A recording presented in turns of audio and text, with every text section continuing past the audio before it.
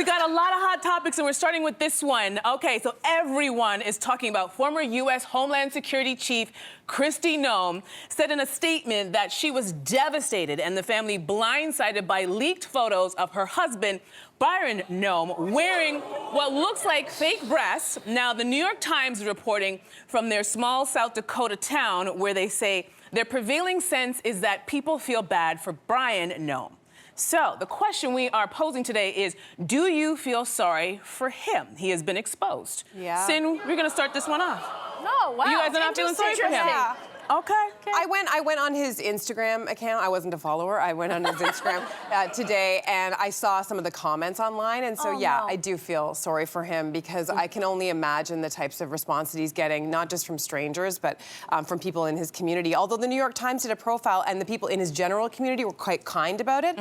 I think when you deal with something, we don't really know if this is something that he is part of his sex life as a kink, or if this is something about his identity that he's struggling with. But any which way, the idea that people are coming out in droves and making him feel awful or ashamed makes me feel empathetic. I'm sorry. No, I totally agree. I think, like, the question of, even in that article, people were like, oh, but he's such a kind man. And I think the implication there for me, even Kristi using the word devastated, the implication that we don't know, again, cross-dressing is not inherently queer, it is not inherently trans. That's right. It can be about gender expression, like, we do not know these details. But if it is a kink, let's say, that does not make you a bad person. That's right. You want to know what makes you a bad person?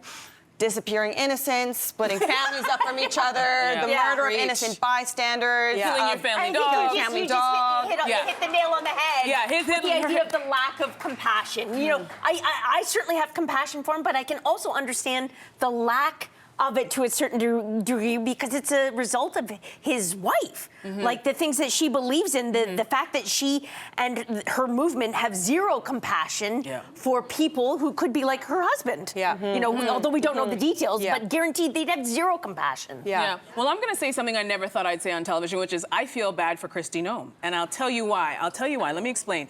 I want you to separate Kristi from her politics. And I want you to imagine that you are a 53-year-old woman who has been with the same person since high school.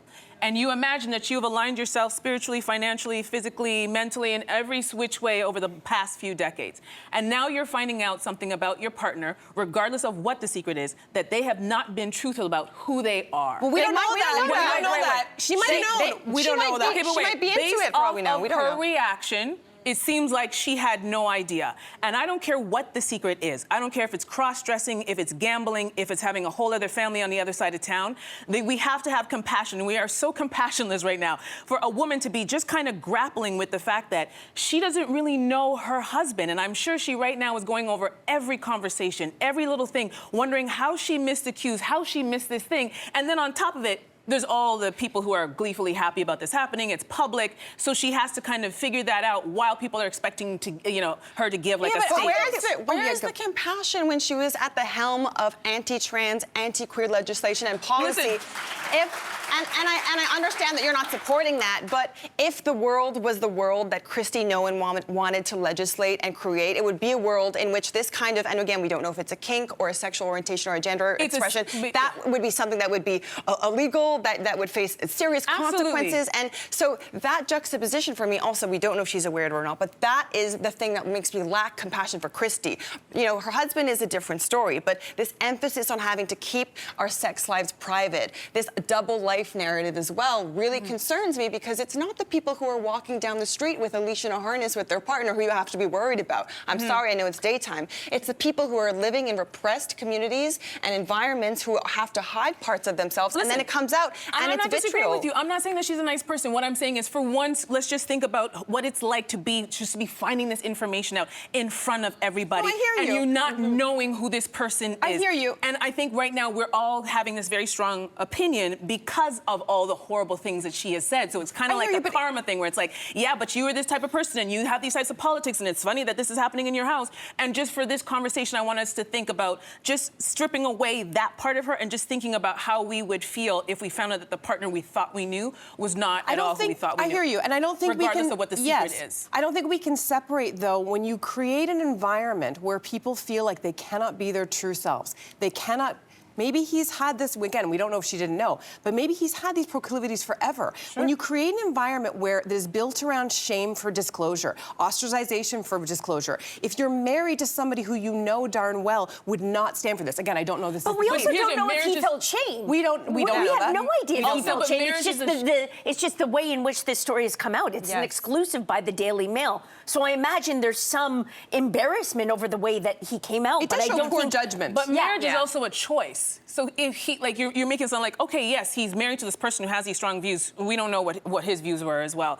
But that was a choice to be with her. So if you know this is who you are at your core and you're married to someone who's opposed to that, why did you marry her in the first place? If you're in a community whereby, I'll just give you an example. I went to the University of Michigan for a sex educator course, and people from all walks of life were there. There were people who were extremely conservative, extremely open. And there was this one guy who came from a religious community, and it was amazing to watch him navigate that space because he cried on more than one occasion because from his experience, he was a therapist and I believe a pastor.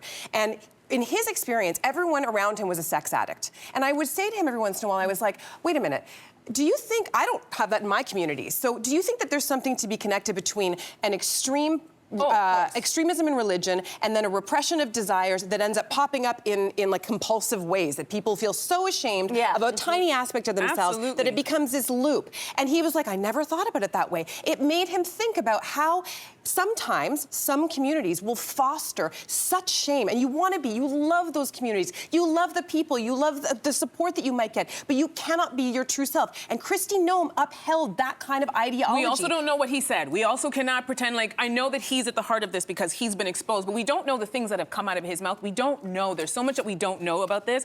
And again, I'm going to get back to the fact that she didn't know who he was. And regardless of what the secret is, this is a big deal. But for that's a lot of one people. of the facts we still don't know about. Yeah. This could have been. Maybe they did know. Maybe we're all. I know couples where this sort of thing, it stays private. And there are many reports saying that she has had a boyfriend or is dating someone for a very long time. Yeah. And this is not just salacious gossip. You know, there are many reports and reputable outlets who've reported on this. So it's not like this was a perfect marriage on her end as well. Nope. If we're just, to your point, I understand compassionately looking at the marriage, it's not like she was coming to at 100%, upholding the Christian values that she likes to. Yeah, no, there's a lot of hypocrisy. Tale as old as time. Yep. Wow! Tale as old as time. Welcome back. Okay, we're moving on to this. Dakota Johnson is sharing that what she says is the crazy reason she lost out on a job at an audition. Listen to what she said in a conversation with Hits Radio. I went into the room and I shook everyone's hand and introduced myself. And then I did the scene and I left. And the feedback I got was that because I had gone and introduced myself and shook everyone's hand, that I was like pompous, that I was schmoozing and I was full of myself. And I was like, what? Was it polite, or is this kind of gesture polite, or maybe could it be conceived as pompous? I don't think she intended it to be pompous, maybe. But if I think, like, I worked at Just for Laughs many years ago, and I remember Jane Lynch was on. I was an intern, you know, in the back of the stage, you know, just getting coffees and stuff. She made a point over the course of the evening organically to learn every single person's name, not through handshakes, but I was just astounded, and I'll never forget that. In contrast, did you see the Taylor Swift Eras documentary, the Eras Tour documentary? There's one point where she meets her dancers for the first time. These are dancers who were hired to dance with Taylor Swift. She goes up to every one of them. I'm talking dozens of people. Oh, yeah. Hi, I'm Taylor. Hi, I'm Taylor. Hi, I'm Taylor. Nice to meet you. And I think that there's something disingenuous about that. We know you're Taylor Swift. We know you're Dakota Johnson. But they might have wanted it. In this case, I do think she had good intentions, but it might have been the wrong room, because I'm fine with the handshake, but this was a callback, meaning she had met everyone in that room. So, like, I don't know if, what they wanted her to do was do your callback, you know, perform the scene, don't work the room. There are handshakes and then there are handshakes. And remember, we're only hearing her side of it. I've met people where I think they're fantastic, and then they shake my hand, and either they're trying to dislocate my shoulder, and I'm like, all right, officer, or it's, you know, the wet noodle? You know the wet noodle? Yeah. And I I'll can't tell you even something. fake it. I don't care what your resume says. I don't care how much personality you have. You give me a wet noodle, I'm done with you. So she also doesn't know how she came across. But listen, you might want to sit down for this one, because it's juicy. Jon Hamm opened up on Radio Andy about bearing it all on screen for his TV show. Is there an exception, sort of an expectation for actors to go nude in a sultry scene? in a sultry scene. I mean, it's interesting. I think it depends on gender. I think it depends on what body part, what the scene context is, and I think the age. Jon Hamm is a 55-year-old man who has an already established career. Show your butt if you are okay with it. Right. But it's very different than like a new actress starting out and then being asked to show her breasts, I think. And I don't think they always know what's going on in a scene, like necessarily. And how it'll impact them. Yeah. I feel like you can think of a little show called Heated Rivalry. I don't know if you've seen it, but Connor's story, you know, his butt made its debut on that show, and that has opened up a lot of professional doors for him. He just did a Verizon ad, and the Verizon ad ended with the best butt, the best network. So he's literally building on the butt. Yeah. But if you think about the gender flip of it, you know, Sydney Sweeney's an example of someone. I just rewatched Euphoria. I don't know if you've seen that. First season, not as much nudity. Second season, a lot of nudity, and she talked about how people really took her less seriously. It wasn't until her next role that people started acknowledging her for her work. So there could be real professional consequences. So they took her more seriously when she started to show her boobs? After. Like when she was boobs. on Euphoria, people weren't commenting on her acting, they were commenting on other things. It wasn't until she played in The White Lotus where people were like, you're actually a very good actor. Yeah. I think this story is a nothing burger. We're talking about Jon Hamm's ham hocks. Is that the part of the pig where you use the butt? I don't know. But I don't know. It's ham hocks, doesn't matter. I just feel like in 2026, this kind of like, oh my gosh, you showed your buttocks? Is it 1926? I feel like this conversation is weird because I know I have sat down, right?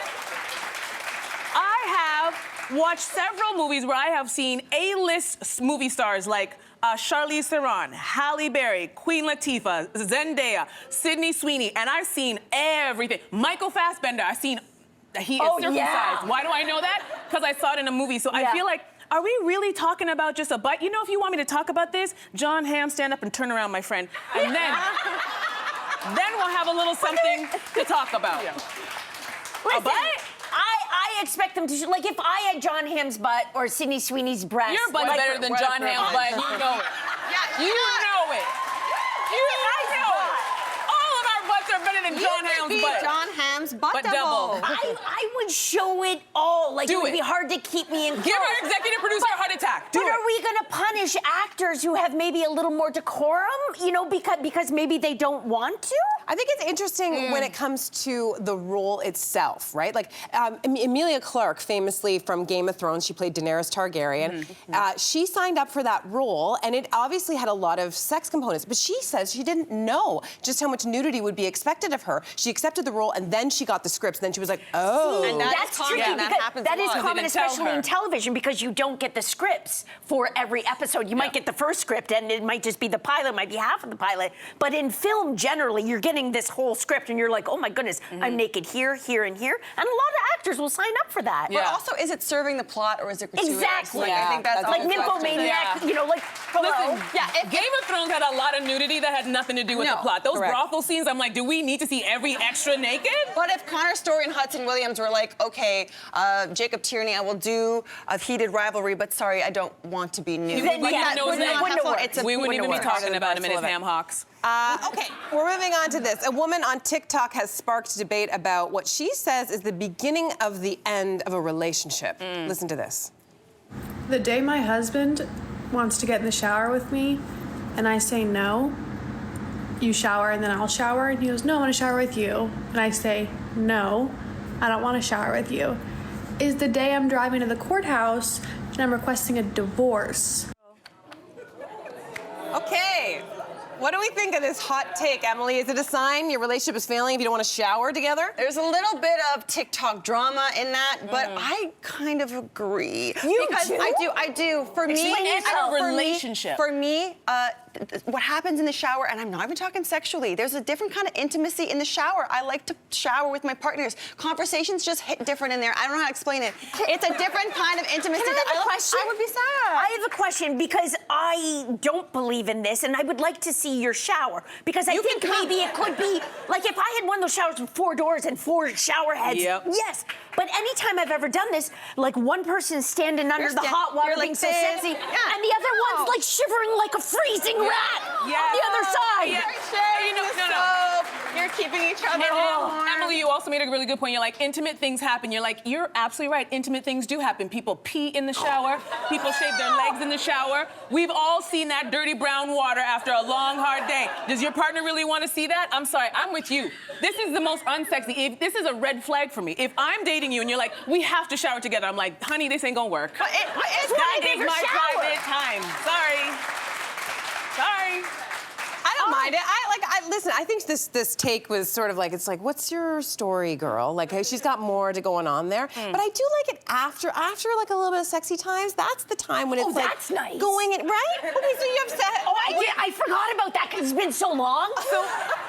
Okay, so And my shower is so small, you guys. But you like to shower with your partner after sexy time. If I had a bigger shower, it's been years. But not since I've had sex, but since I've been in a shower with Simon. It's usually a hotel. Right. You know, a hotel where it's big. Okay, Yeah. flex. Our bodies can... Did we figure this out? All right. After weeks of internet speculation, Summer House cast members Amanda Batula and Wes Wilson confirm they are indeed dating, and it's a girl and bro code breaking bombshell. I know. All right, so people, here's why. I'm going to break it down just in case you don't watch the show. So Amanda is estranged from her husband, Kyle, who was on the show, by the way, and one of Wes' close friends, okay? And best friends with Sierra Miller, and that's Wes' ex-girlfriend. But that didn't stop Amanda and Wes from getting together. So the question we are posing, is it a bad idea to date within your friendship circle? I know, that's obvious, right? Okay, so who wants to take this I feel one? like we need a chart to just lay out all of that drama, first of all. Yes, it is a problem. But it happens all the time because of, like, listen, how do we meet people? We meet people No, we ma'am. work with. We meet people in our friendship circle. No, ma'am. We meet castmates. We meet... How do you meet people? You meet people because of the proximity, don't you? It's a terrible idea, but what's the alternative? It happens, and if you operate, navigate queer circles, I do, this is kind of par for the course. It's like, okay, so you used to be married, and then you're dating each other's exes, and you have a baby together, and then we're gonna date, and here's my friend, and you guys should date because we didn't get along really well. And then before you know it, it's like a nice little circle of history there. I can understand how it happens, and it did happen when I was in university a lot, but if you've been together for a long time and you're close friends, I think it changes the game a lot. Like, I remember even, I was young, but I had my high school sweetheart, and I broke up with him, so I was the one who instigated the breakup, and I left to go away to school. Meanwhile, one of my very, very close friends stayed back at home, and the two of them started hanging out together. And one time she came to visit me, and she's like, I'm really interested in so-and-so. How would you feel? Like, you broke up with him. And I was like, no. Why? Really? Did you still have feelings, or you just didn't like the I didn't really idea of have it? feelings for him anymore. It was more that thing of like, we separated, and I made a decision. I want to be a part of my friend's life and her experiences. To bring him back into my Into life, that circle. into that circle, was see. going to be extraordinary. I hear you, but I will give her, here's the go. All your responses are blowing my mind, because I watched Summer House, and this is the messiest thing I've ever seen. This is not normal. I got to find out where you're hanging out, girl, because this reality is weird. show. But- It's not normal. None of it's normal. I know, but what your girlfriend did was actually the only way you're supposed to handle a situation like this, which is you can't help who you fall in love with. That's what people say. But you do have you should have the decency to tell your friend to their face what's happening and the feelings that you're That's having. true. And That is they true. didn't do that. They put out a PR joint statement, and here's the issue I have. If you invite me to your home and I'm with you and your partner Simon, I only know him because of you, and then you trust me around him, and then I turn around and I start sleeping with him. Yeah. After you share all kinds of intimate details about your relationship with me, that is what the problem is here. Yeah. And it's for both sides. I know a lot of people are on Sierra's side, and of course I am, but also there's, like, Amanda's husband is sitting there going, I hung out with this guy, and I thought he was my friend, and now he is sleeping with my wife. The ink hasn't even dried on the divorce paper. And they're still already together. Maybe I'm missing something, but like I do think this is more common. We just don't hear about it in normal people's There are circles. 8 billion But- people on this planet. I know. Find somebody else. But I'm just saying. Find somebody else. It I'm happens sorry. all the time. No, It just we it's hear insane. about it more What do you when mean all it's the a time? because this is how You've slept with your friends' exes? if you grow up in a small town, yeah, like in small high is it? school, there's only so many people. As someone who's on the scene, I'm not about to steal my friends' partners. I'm No. not. But it's hard to meet people out there in the world. Okay, it's not nice times out there. I don't care how hard it is you can't sleep with your end friends, up- man. I'm not defending that, and I'm not defending that. I'm saying that it is hard to meet people, and I agree with Jess. It's common because who do you meet? Your friends of friends, your friends' partners. Like that's. And I'm not Brad saying and that. I'm not Angelina? defending it. I'm not defending it. I'm saying that I understand why people end up falling for people who just happen to be in their circles and in their crowds. You know. Like, Okay, I want you guys to take a good look at their faces. These are the people that you cannot trust with your partner. Hear what I'm saying? Do not invite them to your house. Don't tell them your personal business. They're gonna sleep with your ex. All right, Emilie, thank you. It's been fantastic. on that note, thank you so much. Yes. All right.